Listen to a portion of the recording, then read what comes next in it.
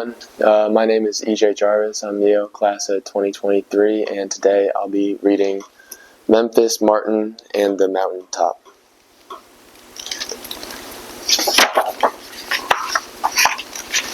For when people get caught up with that which is right and they are willing to sacrifice for it, there is no stopping point short of victory.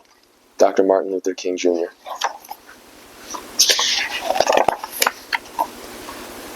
This story was mine from history books and the memories of a Memphis teacher. When she was a child, she marched in the Memphis sanitation strike with her mother and her father. Men, women, and children contributed to the strike in 1968, whose families sacrificed their comforts they suffered for the cause. However, Dr. Martin Luther King, Jr. paid the highest cost. He gave his life to the struggle for freedom and justice. Memphis, 1968. I remember Memphis. I remember the stinking sanitation strike. Alley cats, rats, and dogs rummaged through piles of trash. Black men marched through Memphis with protest signs raised high. I also marched in '68 with red ribbons in my hair. I remember Memphis and legions of noblemen. I remember broken glass and the voice of a fallen king. Fire, smoke, and ashes ravaged midnight cityscapes. Black men marched for honor, and I must tell the story. You must tell the story, so that no one will forget it. Mud puddles. The conflict started in January, cold and wet with rain. Poor wages for black sanitation workers sparked grumblings of a labor strike. In stormy February, death made the grumbling swell to a loud, blasting rage. I know. I was there as the clouds covered the Memphis sky. I had skipped outside to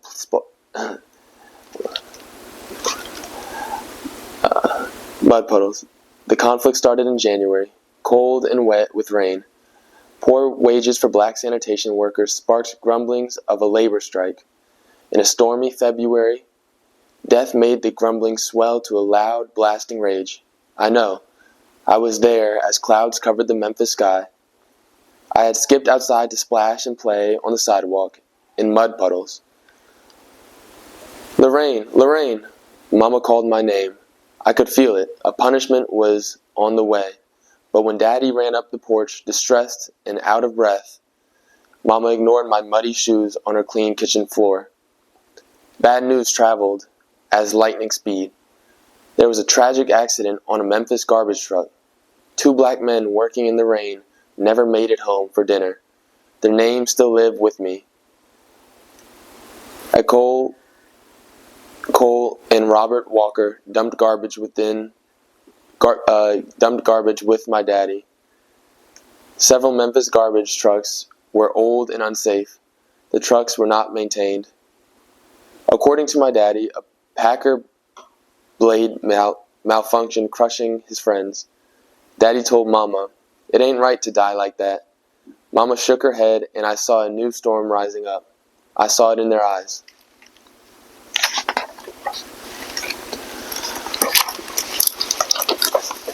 Marching orders. Memphis sanitation workers shared one common trait.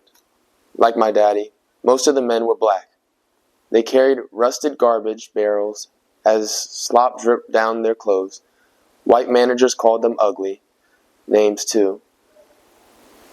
The average pay for sanitation workers was $1.70 an hour. Daddy called it starvation pay. Even with a full-time job, he needed government help to buy groceries for our family. Sanitation workers formed a labor union to advocate their rights. Better pay seemed close to hand. The labor union encouraged better treatment and safety on the job, but the men faced opposition from Memphis Mayor Henry Loeb. Tall like a giant and stubborn like a mule, Mayor Loeb said no to a pay increase. He did not acknowledge the workers' labor union. The American Federation of State, County, and Municipal Employees, Local 76, 1733. To insult the men even further, Mayor Loeb gave little assistance to the Cole and Walker families. When they could take the abuse no more, 130 men deserted their garbage barrels. They organized a labor strike on February 12, 1968. In the morning and afternoon for 65 days, sanitation workers marched 14 blocks through the streets of downtown Memphis. From Claiborne Temple to the steps of City Hall, they squared their shoulders, raised their heads, and carried their picket signs. My daddy marched in that number. He marched for better pay. He marched for decent treatment. My daddy marched for me.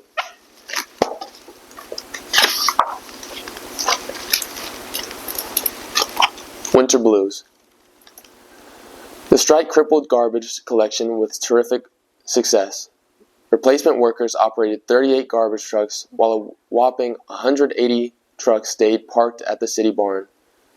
Sidewalks turned unsightly by the end of February. Loose paper with crushed cans, empty boxes, and food scraps littered the Memphis streets. With Daddy on the picket line and less money in the house, he rolled pennies to pay our rent. The phone bill went unpaid. One week, we had no lights. And when classmates visited the candy lady on their way home from school, they bought cookies, pickles, and peppermint sticks. I walked home empty-handed. That year, when I was 9 years old, I learned what grown folks knew. Trouble visits every life. But as strikers marched through sun and rain, help came in many forms. A group of Memphis preachers formed Community on the Move for Equality. The organization used church donations to help strikers pay their bills. The National Association for the Advancement of Colored People organized boycotts to support the strike. My mama answered their call. In her right hand, she carried her boycott sign. In her left hand, she held my hand. Together, we marched past downtown stores with shiny storefront windows. Pretty shoes made me smile, but Mama's money stayed in her purse, and I wore old shoes all winter.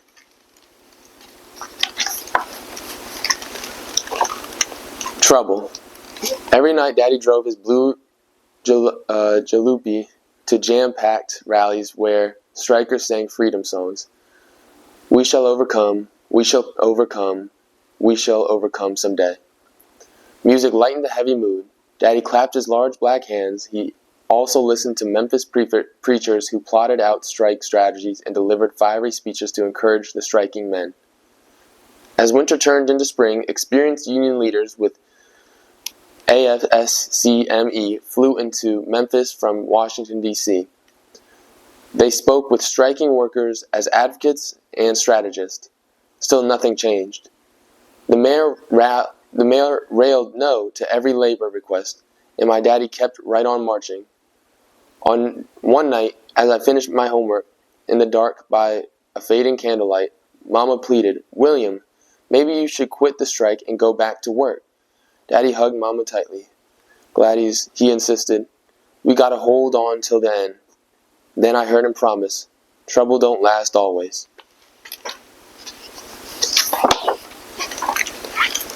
Martin.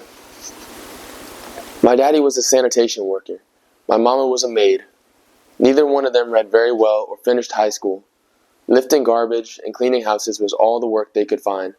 When Mama's boss paid her wages on Friday afternoons, he also put old magazines and newspapers in her carry bag.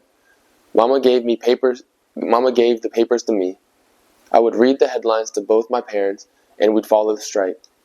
I read the headlines that early March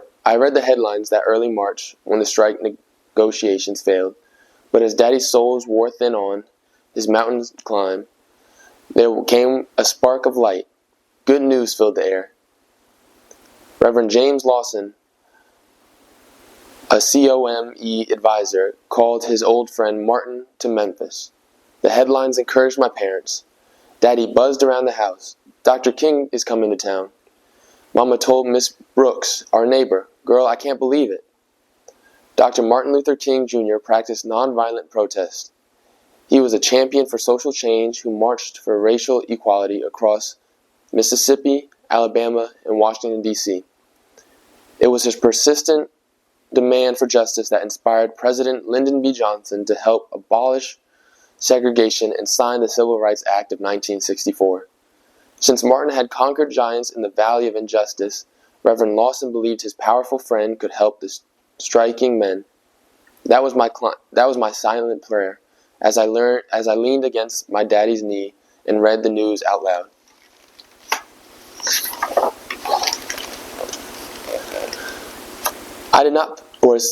Civil rights. I did not plainly comprehend the trouble I saw in 1968. Wisdom came slowly over the mounting years, but when I look back now, I understand. The Memphis struggle was an economic fight. Better wages and pay were a matter of civil rights. Poverty was a civil war. My daddy and his friends were the working poor. The men sought better wages to feed their families and buy decent homes, not run-down shanties like our rented house. As public servants, sanitation workers deserve better pay to educate their children and give them a future, bright with hope. This was the message Dr. King preached when he arrived in Memphis on March 18th. He said, "All labor has dignity." Dr. King's voice was loud and stirring. I listened with my parents from a crowded church pew as the famous leader drafted a plan to march in Memphis with striking men. Dr. King set a date for March 22nd. Daddy leaned toward Mama's ear. He said, "We need everybody to march that day." Mama did not waver. She assured Daddy, "I'll take off work. You can count on me." Then Mama patted my hand and said, "We will take Lorraine. She can march with us." Omen. Yellow daffodils, 16 inches under snow. King canceled his march.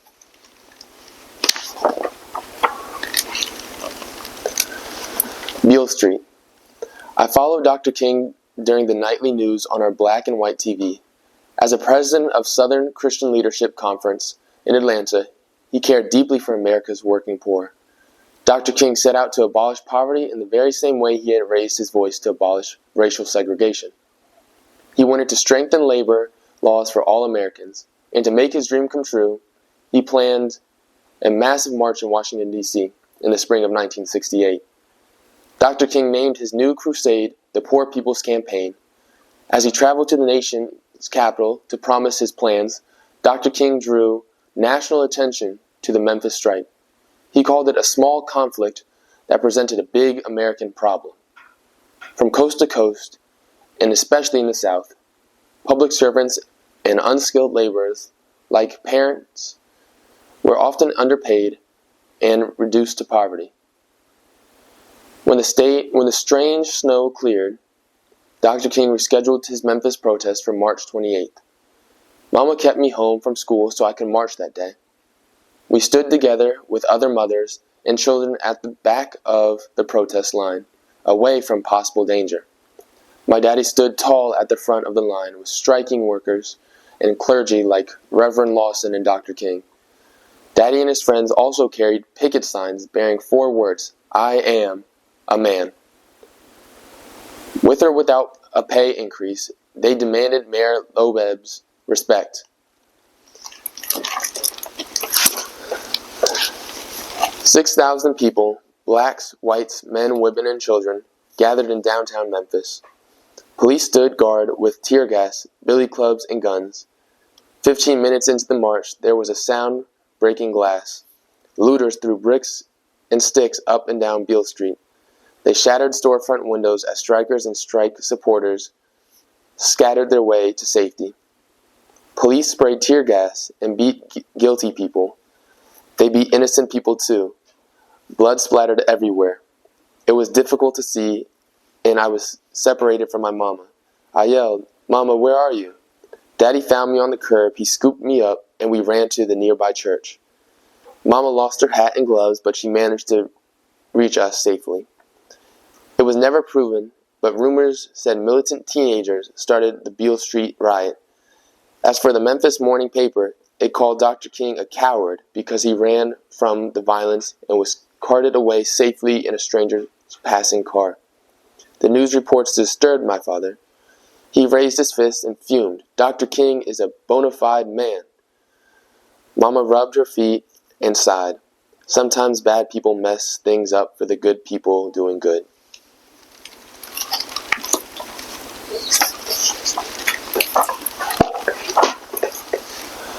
Trucks and tanks. Mayor Loeb issued a state emergency in response to the Beale Street riot. He imposed a 7 p.m. curfew and called 4,000 National Guard soldiers to patrol the Memphis street in military trucks and tanks. The presence of soldiers restored the peace, but on the following day, the strike seemed to have no end. Mayor Loeb held firmly to his anti-union position, and workers continued to march. The sight of loaded guns did not send them back to work. From my bedroom window, I saw soldiers in big green tanks creep slowly up the street. I waved to my friend Jan, who sat in her window too. Nobody played outside that day. Fear locked us in our houses.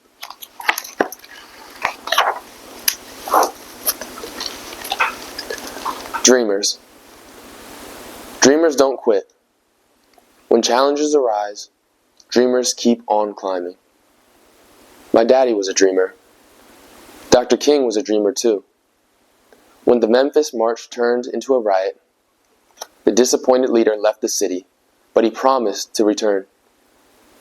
He promised to lead a peaceful march in support of the striking workers. And as Dr. King made the new plans to protest, death threats rattled his ears. Somebody wanted to kill his dream of economic freedom for the working poor. Threats did not stop his mountain climb. On April 3rd, 1968, Dr. King kissed his wife and children. He left his Atlanta home and boarded a flight to Memphis. I was there on that stormy night Dr. King returned. Clouds blotted out stars in the Memphis sky. Wind whipped through the bending trees.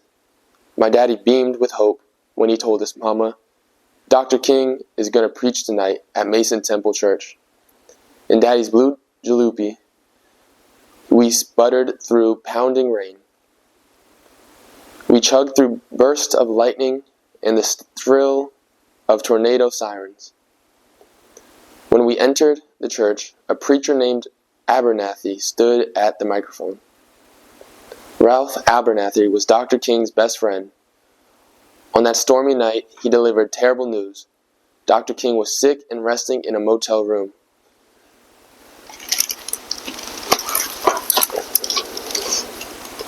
Rain-soaked faces grumbled. My daddy did not drive through sheets of rain for Ralph Abernathy. He came to hear Dr. King. As the crowd listened to speeches about the strike, I slept in Mama's arm. Kaboom! A voice like the evening thunder shook me from my sleep. It was Dr. King. Like Moses on the mountain, he charged men, women, and children to make the world a promised land flowing with freedom and justice. Like a man preaching his own funeral, Dr. King used vivid words to paint the story of his life. He described his challenges and triumphs during the civil rights movement. And in the face of death threats, Dr. King spoke boldly. He encouraged Memphis strikers and strike supporters to march, boycott, and raise their voices for workers' rights until victory was won. His voice boomed. I may not get there with you, but I want you to know tonight that we, as a people, will get to the promised land. The crowd rose up with a defending shout. My daddy yelled, Amen. My mama yelled, Praise the Lord. An old man hollered, We can't stop now. Dreamers never quit.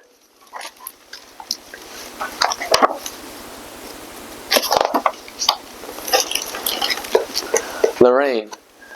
My name is Lorraine, like the Memphis Motel. Many years have passed, but the building still stands. The Lorraine Motel is a storied shrine. Dr. King shared his last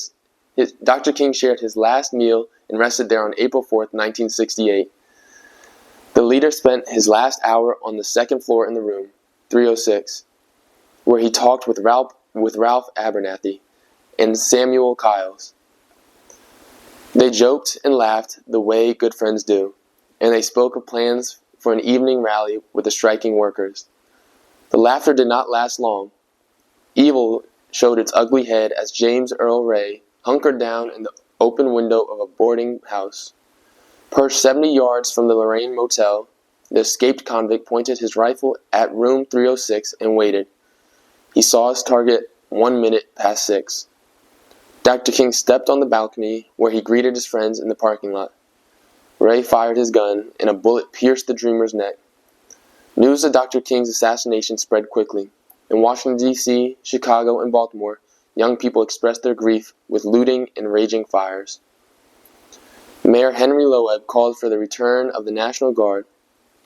There was not much looting in Memphis, but a fire burned in me as I stretched across my bed and listened to radio station WDIA. Between finger-snapping hits by Aretha Franklin and James Brown, the black disc jockey cried for the loss of Dr. King. I cried too when Dr. King was shot. I also wrote a poem in my school notebook. Writing served me better than breaking glass, and Mama posted my poem on the crumbling wall of our rented house. The poem read, "The King is Dead," by Lorraine Jackson. Not long ago there lived a king. He did not sleep in a castle. He did not wear a crown. He did not rule a royal court or ride in chariots. The king marched in the streets. He lived to help the poor. He lived for peace and love. Hate killed the king. The king is dead. What will the people do?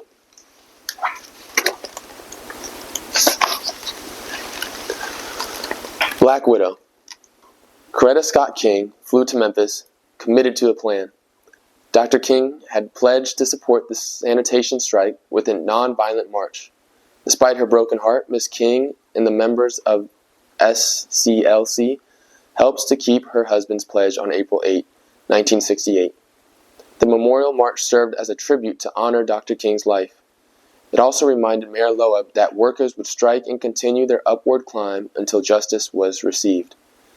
In a wave of 40,000 people, I marched that day between my mama and daddy. Those who marched with us were ministers, labor leaders, political figures, entertainers, and everyday people from Memphis and around the nation. Nobody spoke a word. We raised our protest signs, honor King, end racism, union justice now.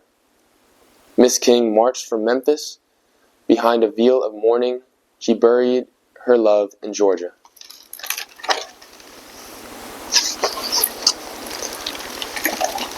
Victory on a blue note. The Memphis sanitation strike ended on April 16, 1968. Mayor Loeb never bargained with the workers. President Lyndon B. Johnson sent James Reynolds, a top U.S. labor official, to negotiate a settlement. Reynolds brokered an agreement between the sanitation workers and the Memphis City Council. In the final deal, the city of Memphis recognized the workers' labor union. The men received a pay increase of 15 cents an hour, and they were promised job promotions based off merit, not race. I remember that glad day the stinking strike came to an end. It was the Tuesday after Easter. Daddy marched proudly into the house and smiled at Mama and me. He picked me up, kissed my face, and cried in Mama's neck. Mama squeezed us tightly as tears filled her eyes. So much was won. So much was lost. Freedom is never free.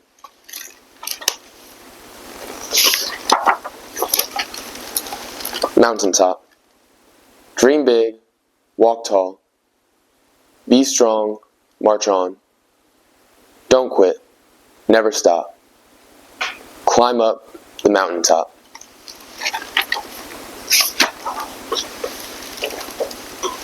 And this was Memphis, Martin, and the Mountaintop, the sanitation strike of 1968.